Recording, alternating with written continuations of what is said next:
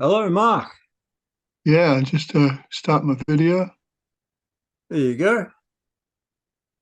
How are you? Good, mate. You're in Nashville? Yeah, 6 o'clock at night. Oh, Uh, thanks for doing this, and thanks for the story. It was much appreciated. yeah, not a problem. Yeah, we got an email from John yesterday saying he was going to be good for this. So Yeah, hopefully he's got power today. yep. Um, I guess living up at Coffs Harbour, anything can happen. Yeah. So how long's he been there? Because he was in South Australia for a long time. In Adelaide for a bit, then he was up in. I know when we first started working on this idea, he was at Tamborine Mountain, Mount Tamborine in Queensland. Oh, that's right. Yeah. Then I think I've got the sequence right. Then back in Adelaide, I think, and then Coffs. So yeah, I've always just stayed in touch. I was making the Swanee Into the Night album with him in 1980 Yeah. when the Bond thing happened. So I wasn't really party to the discussions, but I saw the disappointment and all the stuff that surrounded that, not getting the gig. Yeah. But I've always, I think his voice is the most Glaswegian of all of them. Yeah. To tell you the truth, that's what draws me to, he's a lovely man, and I love that sound. It's I just, all those people, Frankie Miller, Rod Stewart. I mean, it's all Paul Rogers, Yeah. John Swan, Jimmy Barnes. Yeah. Yeah. It's very powerful, but very soulful at the same time. Yeah, I agree. So we I just had this idea about getting people outside the Swanee bubble to hear his voice, being so passionate about it.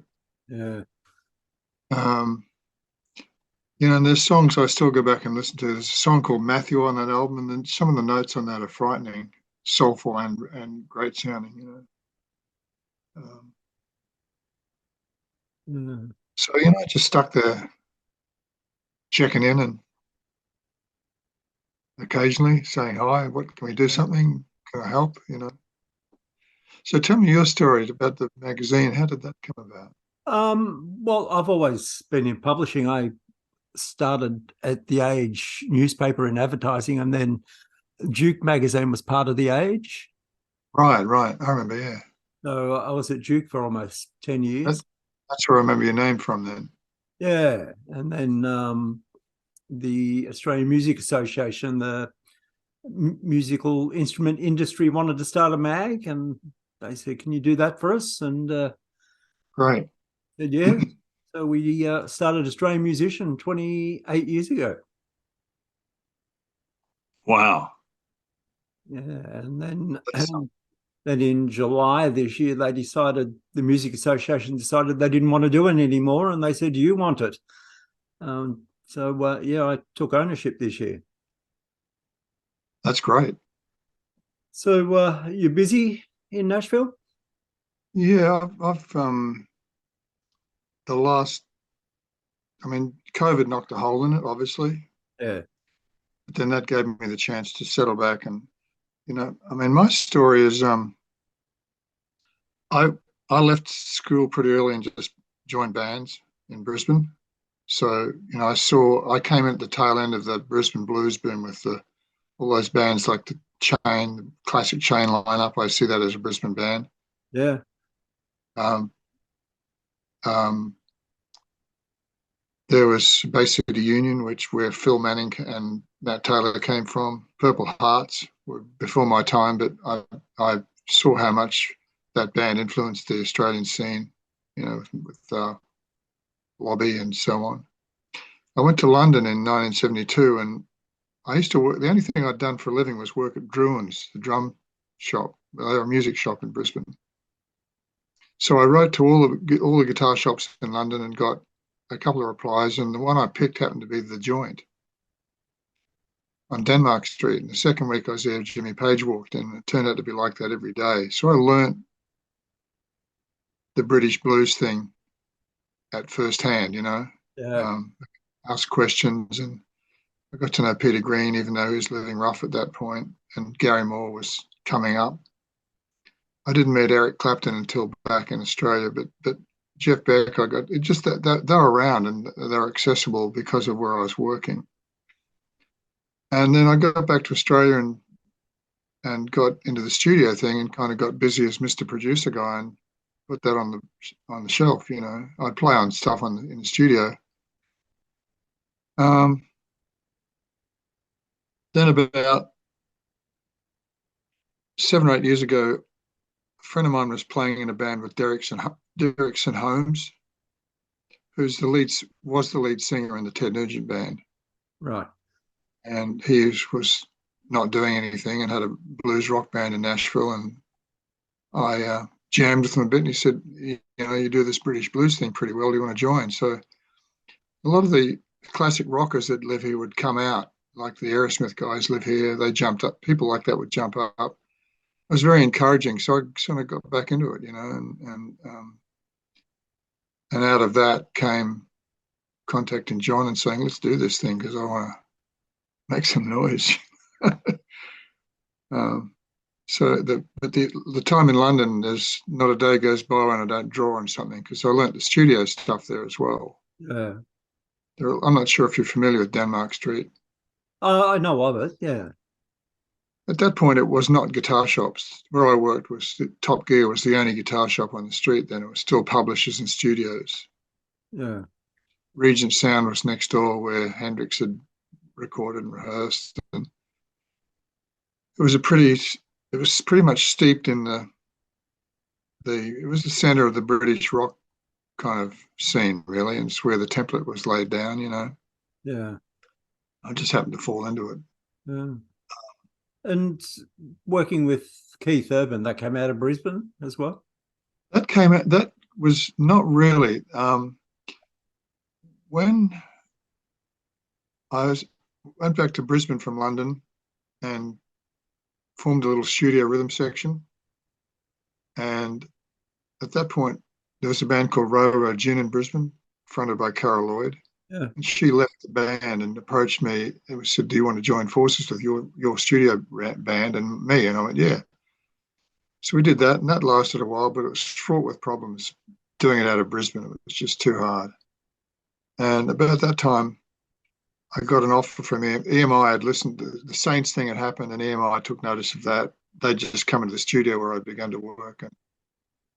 And EMI called and said, we want you to produce this country band in Melbourne called Saltbush, who were kind of an outlaw band. Rod Coe didn't want to do it, who was their A&R guy. So I flew to Melbourne, and it was at TCS Studios, which is pretty, at that point was kind of, I don't know if you know about TCS, that was it was behind Channel 9, right, where the Dingoes and Skyhawks and all that classic stuff came out of. So I took a job there as house engineer. That was Barry Coburn offered that to me, who later moved to Nashville. So that was where the connection was. He contacted me about 96 and said, do you want to come over? I've signed Keith to a publishing deal. We need someone to work with him. So, and they did my immigration, and I was about ready to look for something else at that point.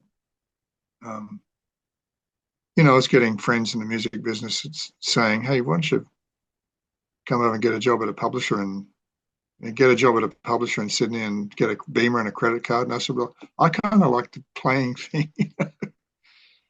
So I was ready to kind of move. And it was really about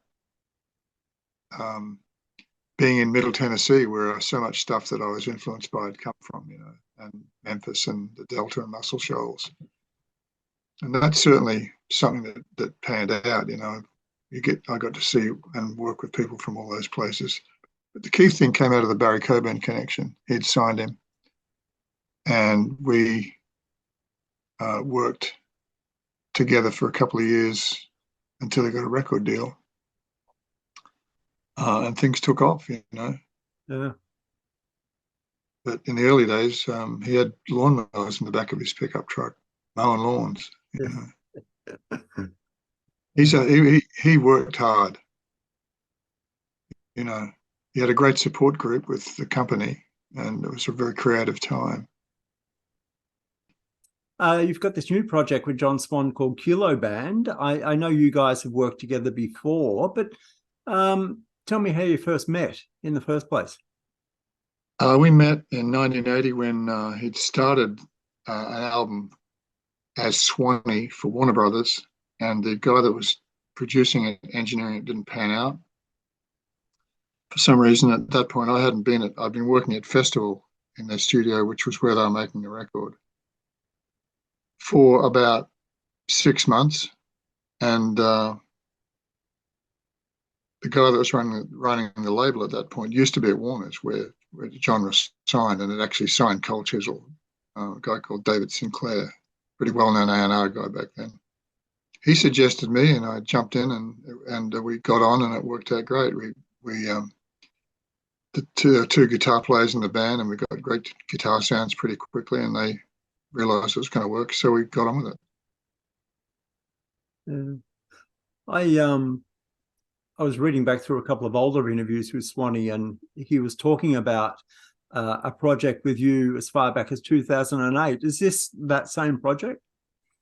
We made an acoustic album for, there was a thing called, I think it called the Blue Series or something, that Mushroom did. So that was kind of really the genesis of it. Was we did this, that was done by remote control. I was here, he was in, I think he was still in Sydney at that point. So it was kind of just before this, I guess. So that I think it was called, I forget the name of the title of the album. Yeah. Have a Little Faith. Have a Little Faith was the title of the album. Yeah. Right. And that was basically an acoustic album. And, you know, it turned into more than that, because I'd be in sessions with people, or people would be here. I've got a studio in the house that we're sitting in now. And I'd say, hey, would you mind throwing something down on this? And it sort of expanded into being more of a plugged and unplugged kind of thing. And they'd go, who's that singer? Got a lot of that. So I just kept working on that and putting stuff on it. Mushroom didn't pay a lot of attention to it. I always feel that he's been pretty much overshadowed by his younger brother there in that relationship. It was a good record. It was just the two of us playing with a few people from various bands around town and various well-known session players and musicians. So yeah, that was the kind of the start of it. But it was a lot of fun, because I decided to just pitch in and take it much further than being a couple of acoustic guitars. Yeah. So 2023, you've got this 6-track EP out under the name of Kilo Band. Yep. Where did that name come from? I'd been kicking it around for a while as a blues duo, you know, kind of washboard and kick drum, rattly slide guitar kind of duo kind of thing. And that's what I initially thought it would be. The name I had picked out for that in my head was Kilo, and I just went ahead and used that. I just thought it denoted heaviness, you know, weight, I guess. And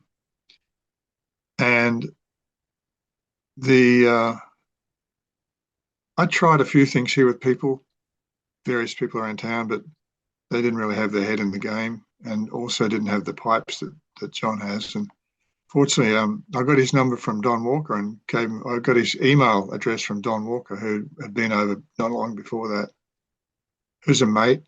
And so I dropped John a line. He said, yeah, sure. So we sort of started talking about it, and then the acoustic album came up, so we worked on that together, and that kind of got things rolling. But the name just was something I had, and it stuck, you know. Yeah.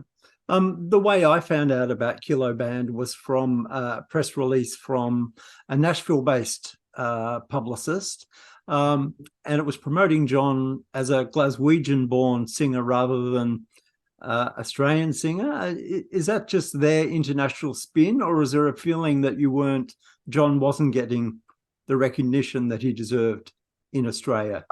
I think probably that was the publicist picking out stuff as an American, picking out stuff that stood out to them. But I think, and it probably could have been I probably could have paid a bit more attention to the headline, for want of a better word. But I think that no, it wasn't really. Well, I mean, what could you say? Scottish Australian. I guess they could have said that. Yeah. You know, I think it was really more the way I felt about it for a long time is, and they talked about that in the press releases that, and I said, it's something I've said on the Kilo Band website too, is that, that he's about as close to AC/DC family as it gets when you think about it, because there's been so much connectivity between those guys. Yet he never traded on it in any way, to his credit, which I've always thought was admirable.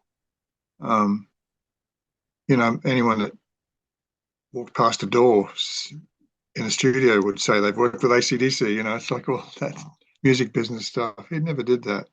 Yeah. And I've always felt they've been very supportive of him over the years. I think that clan thing helps with that relationship.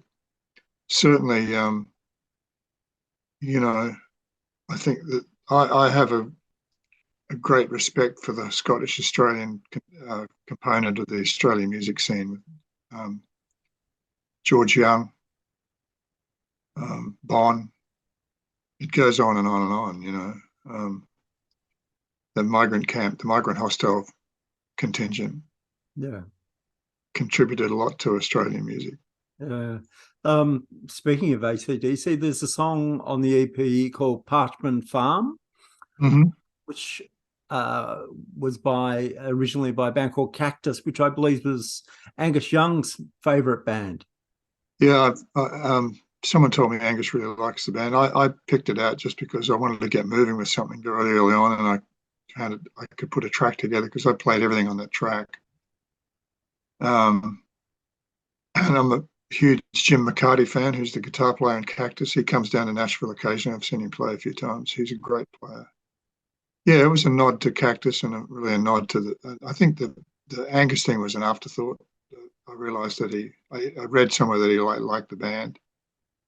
I've always loved the energy of the Cactus version of Parchment Farm and pretty much drew from that arrangement, Yeah. There are a couple of songs, Did It Really Hurt and Someday, that were written by Bones Hillman, the late great Bones Hillman from Midnight Oil. How did you come across those songs? Well, Bones had moved to Nashville and was trying hard to break in, excuse me, and to the session scene or whatever he could do, and we hooked up. I'd worked with various members of the Oils on projects. I'd worked with Jimmy Genie as a co-producer on a Neil Murray album, on 2 Neil Murray albums, and I'd worked just as the guitar player on Rob Hurst's project, The Ghost Riders, which I loved. And Bones was way back in the Swingers, and I worked with them on the Starstruck. It was an Australian sort of cult movie called Starstruck, Gillian Armstrong. Bones was in the Swingers that were in that, so I kind of met him then and loved the Swingers. When he arrived in town, we got together, and he knew Steve Bowman, who was the drummer in Counting Crows at the time they opened for the Oils on an earlier Oils tour. So we got together and started jamming in the studio, and with the intent of hiring ourselves out as a 3-piece studio outfit, which we did. We played on a bunch of East Nashville sort of alternate records. And the initial getting to know each other jams we did, I recorded and just put them on the shelf. And then I was shocked when he left us because no one knew. He had left town and just basically signed off. He didn't try and get any help. Nothing. Even the Oils couldn't find him for some time. So when this came about, I said to John, I've got these jams. They were never meant to be songs. So I called Steve Bowman said it would be okay with you if I chopped these up into songs and made some rearrangement. He said yes. So I had at it, did that, and then sent the basic tracks over to John, and he started writing lyrics, and I started writing ideas out, and then that became those two songs. And it was really great to be able to have Bones in full flight on the record. Yeah. Did It Really Hurt is such a soulful song, or John Swan makes it so. Yeah. As a producer, you would have recorded many vocalists. What's it like capturing John's voice in the studio? Well, I mean, I can only remember, because I've never been in the studio with him more than a couple of times we worked together in Australia. After this Into the Night record, we did some projects together. I was working with other songwriters trying to get, doing tracks in my studio at Balmain, trying to get John a deal. At that time, he didn't have a record deal after the Warner Brothers thing. But it was pretty easy remote control because he's not an engineer, but I kind of said, well, do this and do that. He had a mic and a computer and would send me multiple tracks of vocals, and I would sift through them and pick out what I liked. So, but it was pretty easy because we were on the same page in terms of we'd written the songs and we did Rolling and Tumbling as a little before the EP was completed, was started actually. So we started that, and he just sent 5 or 6 vocals over, and I would never need any more than that.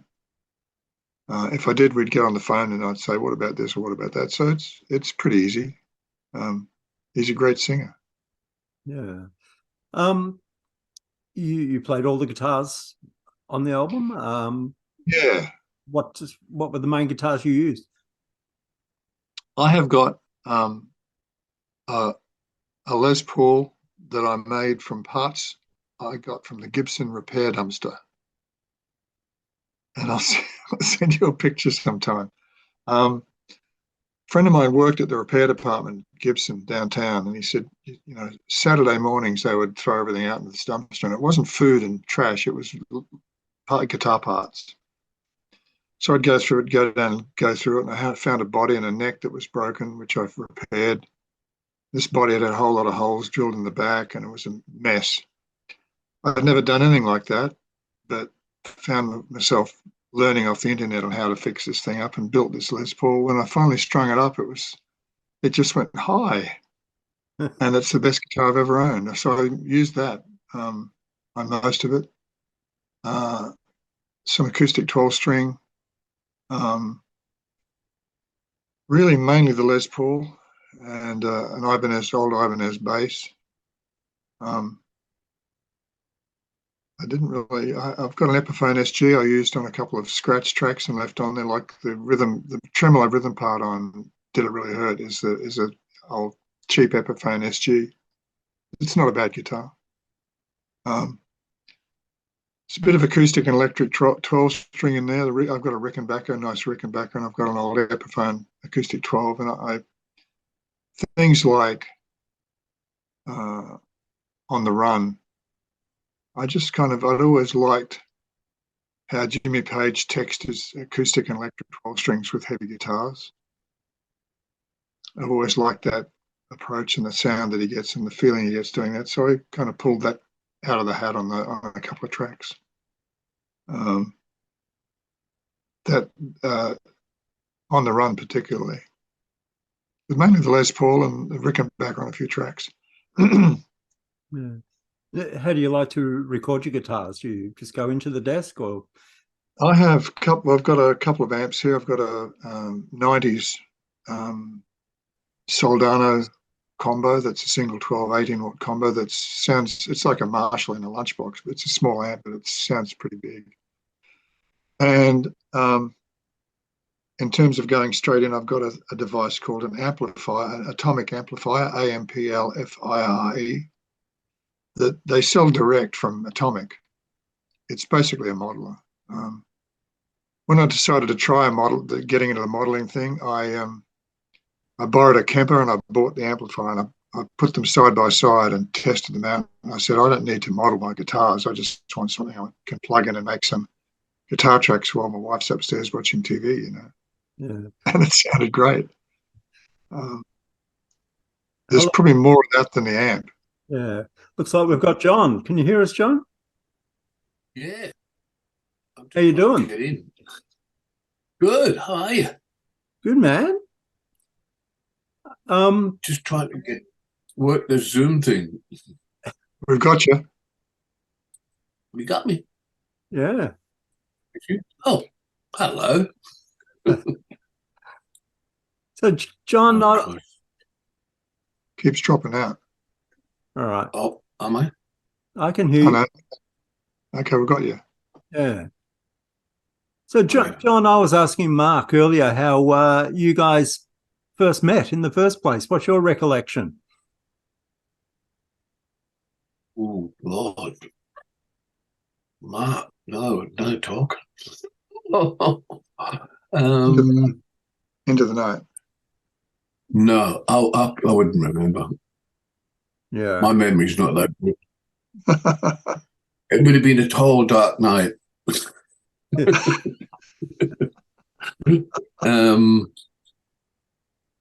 I was either through bands, I think you were with Wendy's band at the time, weren't you?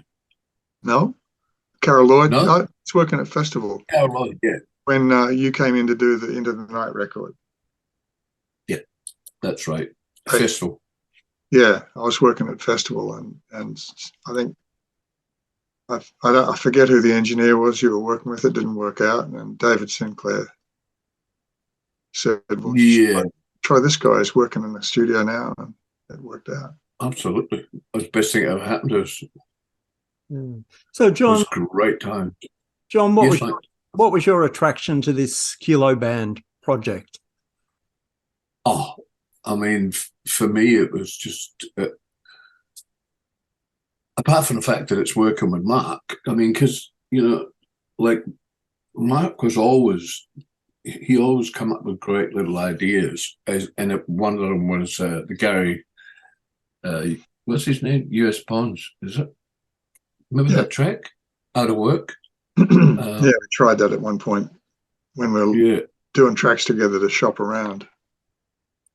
And I'm not kidding you, it was just fantastic fun to do because Mark makes it fun, Yeah. I try. It's I'm just trying to get this bloody thing going, mate. I can see you. Can you see me? Yeah. Oh. Just talk. Don't worry. I'll just keep talking. No, I mean, any sort of work with Mark was always fun, and I remember, I think it was one of those industry nights where they had at the Regent Theatre, and you said you were going to the States, and just about broken hearted. Yeah. Had to get out. Hey? Had to get out. Yeah. Now you've gone across to learn all of that. You're mad on freaking lap steel, wasn't it? Mm-hmm. You wanted to go to the home of where it was done.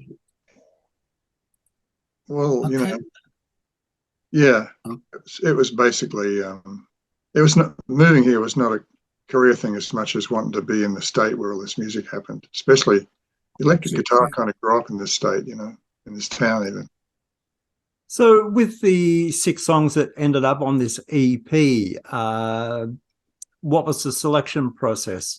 Mark, did you just put these songs forward, or John, did you have a say in which ones you wanted to record? Mark just always sends ideas. He's always doing something, and he just said, I think this is good, because he was working with Bones Hillman, and they were having a blow over some stuff with what's his name from Counting Crows, Jim? Steve Bowman. Yeah. And I just really like the riffs. I mean, I've always been, to me, that sounds like Led Zeppelin 1, that type of Yeah. stuff. Thank you. It was rugged, and it just suited everything about where I really sing at is where I rarely get to sing, and it's either screwing on my guts out or but that was really easy. I really enjoyed it. I say easy. I found it hard to get the phrasing because there's a whole type of phrasing there that I didn't quite understand. But I was so, every time the track came up, it was just like, oh wow. And I'd be pestering Mark, do I have to sing it with an accent? Do I do this? But it sort of took care of itself, really. Mark just sent back, said, no, I think this line here is a bit, a bit Scottish, a bit sort of how's your father? And I just went along with everything he said, as I always did. That being too Scottish, I think not enough for me. Yeah, no, it was good fun. There's a song on that. We worked on ideas because I really wanted to get something going with him. And over a couple of years leading up to this, we had stuff that we've been working on. One of those was a Kim Carnes. Oh yeah, God, forgot about that. Yeah, we did the whole album called "Love Is a Drug," and we'd started it and never really kind of progressed and pulled it back out of the hat. And at that point, John had enough time to live with it to get his head around the phrasing. Because there's a real Southern guy doing the demo, and he's great too. I mean, don't forget, for me, I really enjoyed the learning process. You're still learning every time you got to do a vocal, you've got to learn something. Right? And for me, it was great because those guys sing they're singing the right holes. They're singing it where normally there's not a hole. And they'll drop down an octave, like they're down in the well where it's dark and cold, stuff like that. It gets, I don't know, it just continuously learning. And so, hence for me, I would look forward to getting up and going and having a single or whatever was going. Yeah. So what are the hopes for this Kilo Band project? You've got the EP out there. Is it likely that one day you might do some dates? I'd love to. I mean, right now it's kind of, it's a matter of logistics and, I don't get back to Australia that much. It'd probably be a two-piece thing if we did. We'd probably put it in that mode somehow, I think. I mean, in the short term, it's for me, it's getting eyeballs on John and his voice. And getting some, I really enjoy, as I said earlier, I really enjoy it when people go, who's that singer? Because they've never heard of him, But when they hear it, they want to know. So, in the short term, it's really, again, there's been some reaction over here, which I really am really hopeful that we'll keep working on that. It's actually, I'm getting so many great, and I mean great, people are just being really, really, they'd say, oh, we've got to see this at Byron Blues and blah, blah, blah, all this sort of stuff. I'm going, yeah, that'd be wonderful. I'd love to do it. And, if that can happen at some point, that'd be great. Oh, absolutely. Yeah. Yeah.